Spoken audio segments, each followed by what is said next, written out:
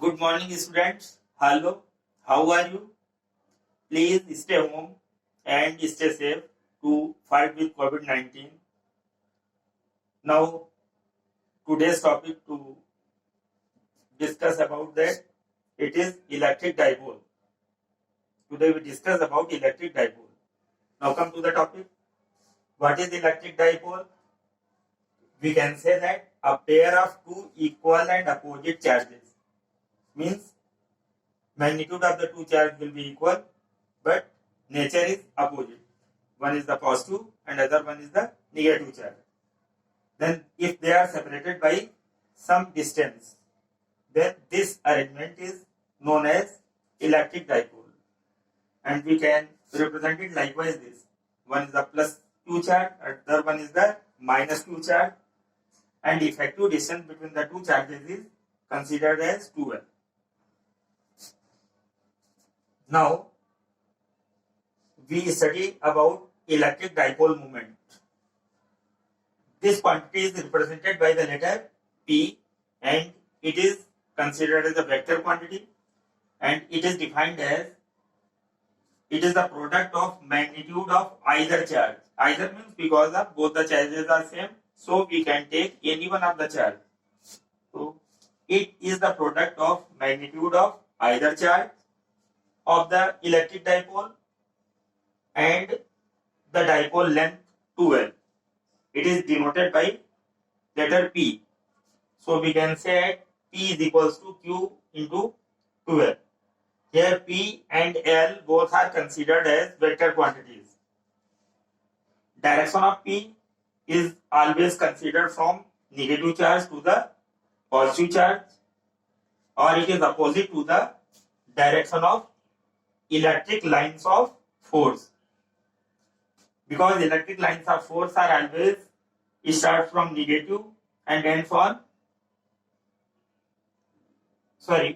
electric lines of force start from positive and end for negative charge. So we consider the direction of P as always opposite to the direction of electric field. Okay. Now come to the next point, that is electric dipole moment. If it is kept in the electric field, then what is the torque acting on it? What is the torque acting on it? Torque denoted by tau. If we consider uniform electric field,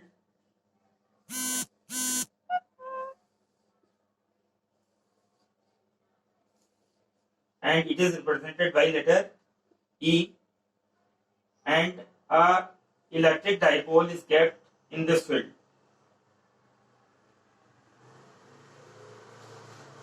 This one is the plus Q charge on the electric dipole, and this one is the minus Q charge on the electric dipole.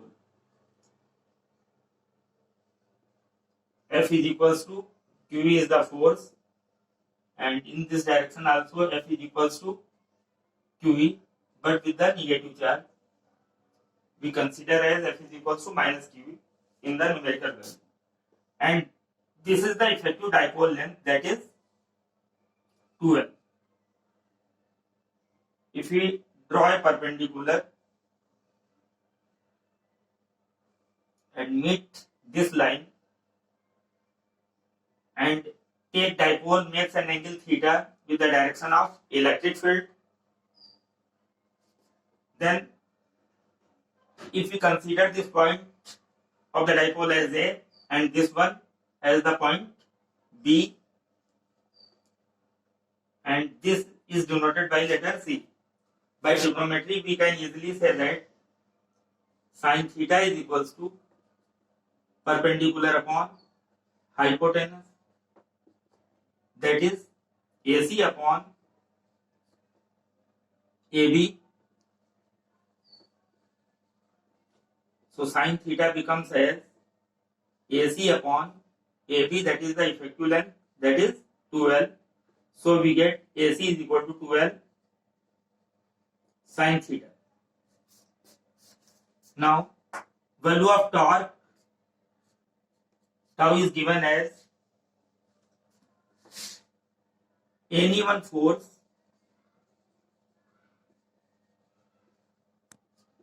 into perpendicular distance between the line of action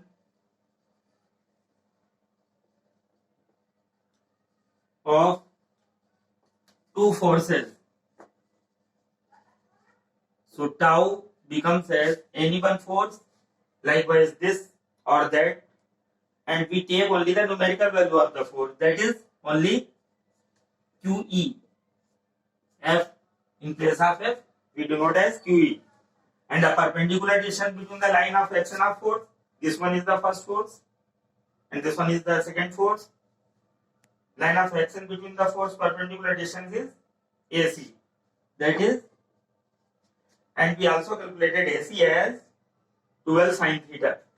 Then tau becomes QE into 12 sin theta.